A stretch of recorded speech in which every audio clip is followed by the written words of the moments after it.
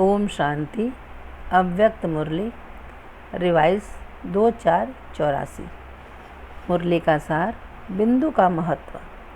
आज भाग्य विधाता बाप सर्व भाग्यवान बच्चों से मिलने आए हैं। भाग्य विधाता बाप सभी बच्चों को भाग्य बनाने की अति सहज विधि बता रहे हैं। सिर्फ बिंदु के हिसाब को जानो। बिंदु का हिसाब सबसे सहज है। बिंदु के महत्व को जाना और महान बने। सबसे सहज और महत्वशाली बिंदु का हिसाब सभी अच्छी तरह से जान गए हो ना। बिंदु कहना और बिंदु बनना। बिंदु बन बिंदु बाप को याद करना है।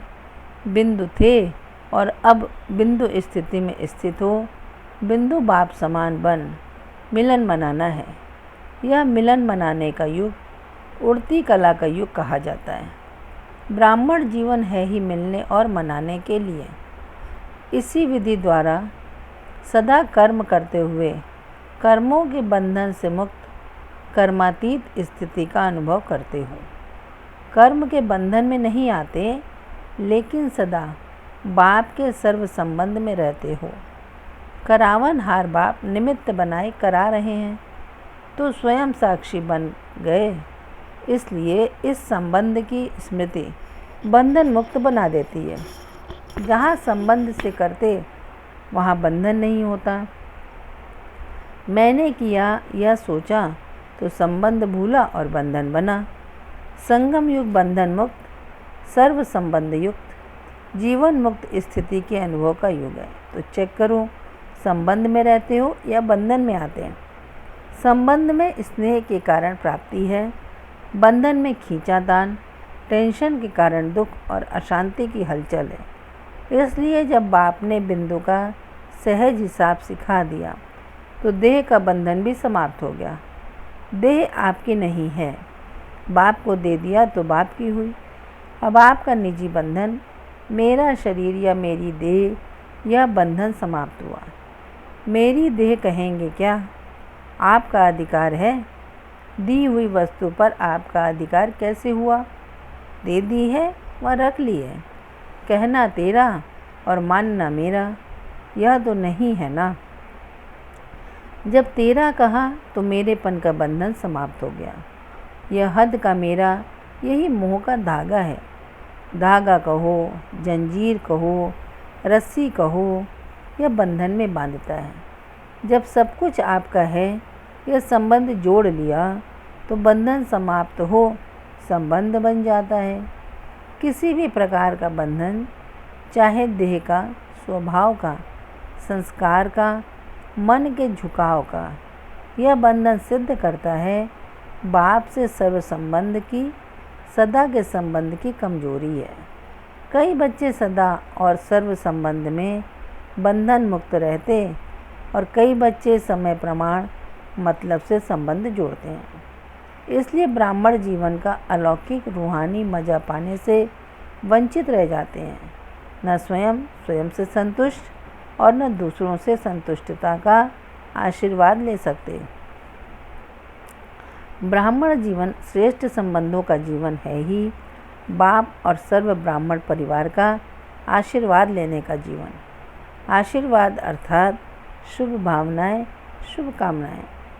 आप ब्राह्मणों का जन्म ही बाप दादा की आशीर्वाद कहो, वरदान कहो, इसी आधार से हुआ है। बाप ने कहा आप भाग्यवान श्रेष्ठ विशेष आत्मा हो। इसी स्मृति रूपी आशीर्वाद व वरदान से, शुभ भावना से, शुभ कामना से आप ब्राह्मणों का नया जीवन, नया जन्म हुआ है। सदा आशीर्वाद लेते रहना, यही संगम युग की विशेषता है। लेकिन इन सब का आधार सर्वश्रेष्ठ संबंध है। संबंध मेरे मेरे की जंजीरों को, बंधन को सेकंड में समाप्त कर देता है। और संबंध का पहला स्वरूप वही सहज बात है। बाप भी बिंदु, मैं भी बिंदु और सर्व आत्माएं भी बिंदु, तो बिंदु का ही हिसाब हुआ ना। इसी बिंदु में ज्ञान का सिंधु समाया हुआ है। दुनिया के हिसाब में भी बिंदु 10 को 100 बना देता और 100 को 1000 बना देता है। बिंदु बढ़ाते जाओ और संख्या बढ़ाते जाओ, तो महत्व किसका हुआ? बिंदु का हुआ ना। ऐसे ब्राह्मण जीवन में सर्व प्राप्ति का आधार बिंदु है। अनपढ़ भी बिंदु सहज समझ सकते हैं ना। कोई कितना भी व्यस्त हो, तंदुरुस्त न हो, बुद्धि कमज़ोर हो, लेकिन बिंदु का हिसाब सब जान सकते हैं। माताएं भी हिसाब में तो होशियार होती हैं ना। तो बिंदु का हिसाब सदा याद रहे। अच्छा, सर्व स्थानों से अपने स्वीट होम में पहुंच गए। बाप दादा भी सभी बच्चों को अपने भाग्य बनाने की मुबारक देते हैं। अपने घर में आए हैं, यही अपना घर दाता का घर है। अपना घर आत्मा और शरीर को आराम देने का घर है। आराम मिल रहा है ना, डबल प्राप्ति है। आराम भी मिलता, राम भी मिलता, तो डबल प्राप्ति हो गई ना। बाप के घर का बच्चे श्रृंगार हैं। बाप दादा घर के श्रृंगार बच्चों को देख रहे हैं। अच्छा, सदा सर्व संबंध द्वारा बंधन मुक्त कर्मातीत स्थिति का अनुभव करने वाले, सदा बिंदु के महत्व को जान महान बनने वाले, सदा सर्व आत्माओं द्वारा संतुष्टता की शुभ भावना, शुभ कामना की आशीर्वाद लेने वाले, सर्व को ऐसी आशीर्वाद देने वाले, सदा स्वयं को साक्षी समझ निमित्त भाव से कर्म करने वाले, ऐसे सदा अलौकिक रूहानी मौज मनाने वाले, सदा मज़े के जीवन में रहने वाले, बोझ को समाप्त करने वाले, ऐसे सदा भाग्यवान आत्माओं को भाग्य विधाता बाप की याद, प्यार और नमस्ते। बच्चों की तरफ से भी बाबा को नमस्ते नमस्ते नमस्ते। दादियों से, समय तीव्र गति से जा रहा है। जैसे समय तीव्र गति से चलता जा रहा है, ऐसे सर्व ब्राह्मण तीव्र गति से उड़ते हैं। इतने हल्के डबल लाइट बने हैं। अभी विशेष उड़ाने की सेवा है। ऐसे उड़ाती हो, किस विधि से सबको उड़ाना है। क्लास सुनते सुनते क्लास कराने वाले बन गए। जो भी विषय आप शुरू करेंगे, उसके पहले उस विषय की पॉइंट सबके पास होंगी। तो कौन सी विधि से उड़ाना है, इसका प्लान बनाया है। अभी विधि चाहिए हल्का बनाने की। यह बोझ ही नीचे ऊपर लाता है। किसको कोई बोझ है, किसको कोई बोझ है। चाहे स्वयं के संस्कारों का बोझ, चाहे संगठन का, लेकिन बोझ उड़ने नहीं देगा। अभी कोई उड़ते भी हैं तो दूसरे के जोर से।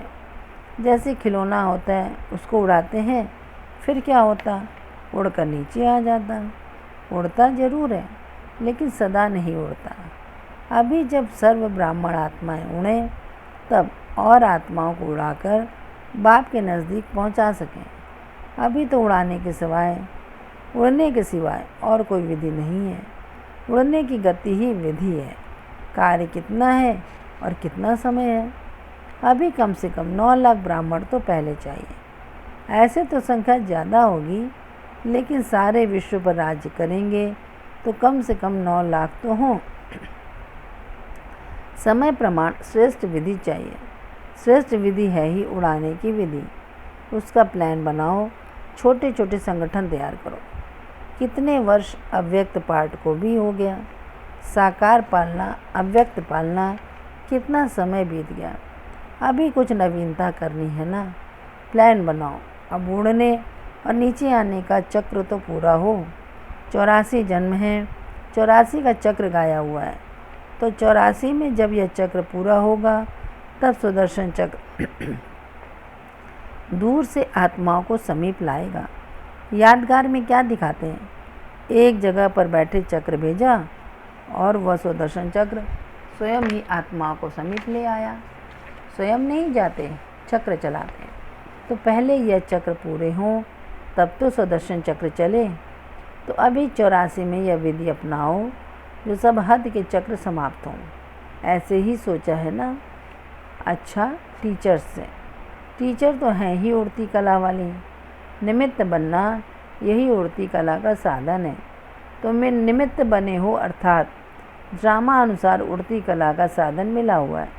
इसी विधि द्वारा सदा सिद्धि को पाने वाली श्रेष्ठ आत्माएं हो।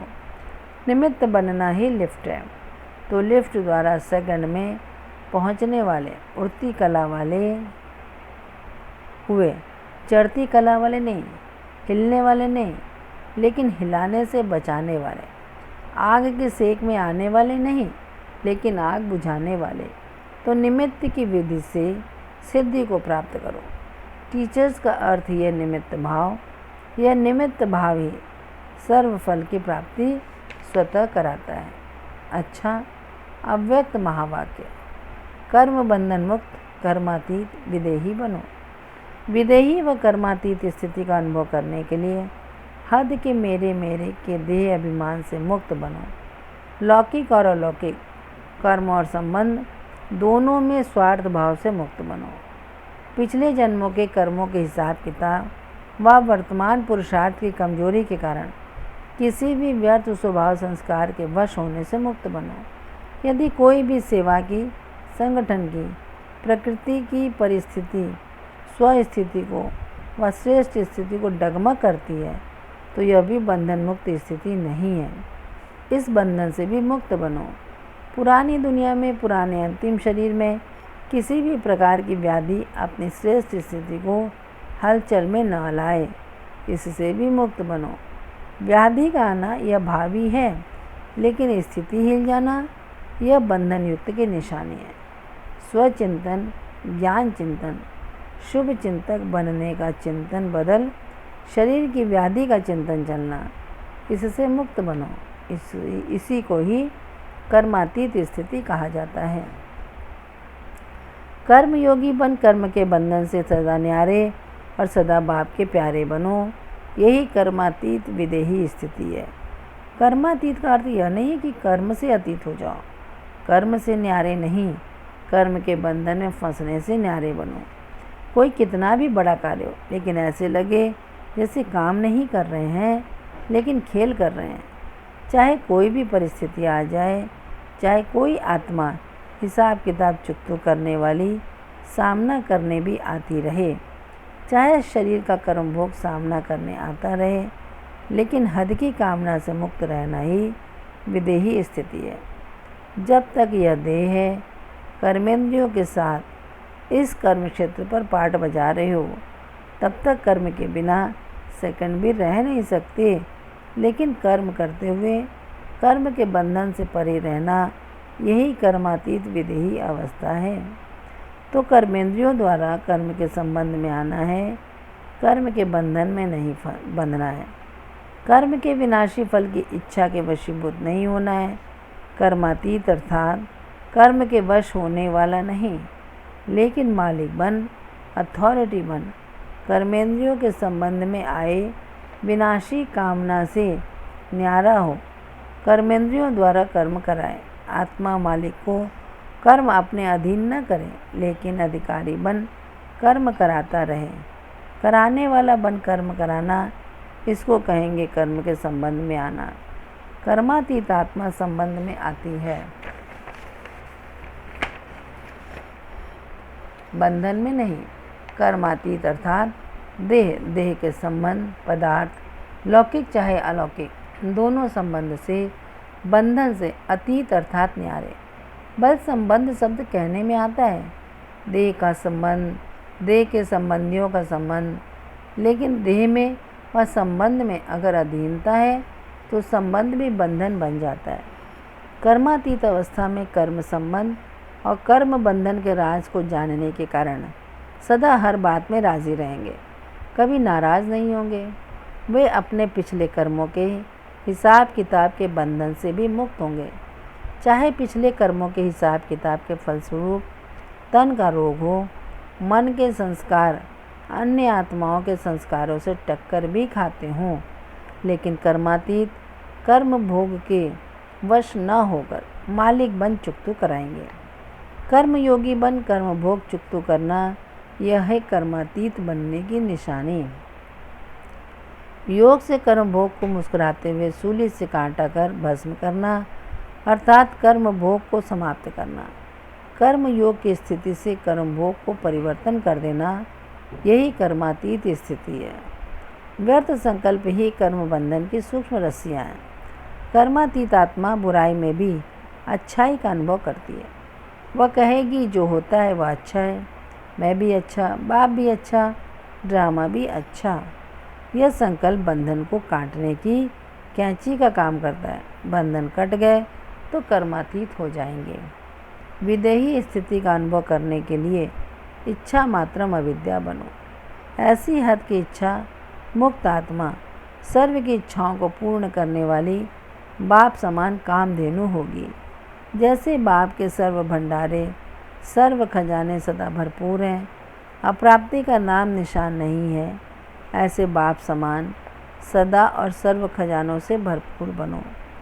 सृष्टि चक्र के अंदर पार्ट बजाते हुए अनेक दुख के चक्रों से मुक्त रहना, यही जीवन मुक्त स्थिति है। ऐसी स्थिति का अनुभव करने के लिए अधिकारी बन, मालिक बन, सर्व कर्मेंद्रियों से कर्म कराने वाले बनो। कर्म में आओ, फिर कर्म पूरा होते न्यारे हो जाओ। यही है विदेही स्थिति का अभ्यास। वरदान: मेरे को तेरे में परिवर्तन कर उड़ती कला का अनुभव करने वाले डबल लाइट भव। स्पष्टीकरण: यह विनाशी तन और धन पुराना मन मेरा नहीं, बाप को दे दिया। पहला संकल्प यह किया कि सब कुछ तेरा, इसमें बाप का फ़ायदा नहीं, आपका फ़ायदा है, क्योंकि मेरा कहने से फंसते हो और तेरा कहने से न्यारे हो जाते हो। मेरा कहने से बोझ वाले बन जाते और तेरा कहने से डबल लाइट ट्रस्टी बन जाते। जब तक कोई हल्का नहीं बनते तब तक ऊंची स्थिति तक पहुंच नहीं सकते। हल्का रहने वाले ही उड़ती कला द्वारा आनंद की अनुभूति करते हैं। हल्का रहने में ही मज़ा है। स्लोगन: शक्तिशाली आत्मा वह है जिस पर कोई भी व्यक्ति व प्रकृति अपना प्रभाव न डाल सके। शक्तिशाली आत्मा वह है जिस पर कोई भी व्यक्ति व प्रकृति अपना प्रभाव न डाल सके। अच्छा, ओम शांति।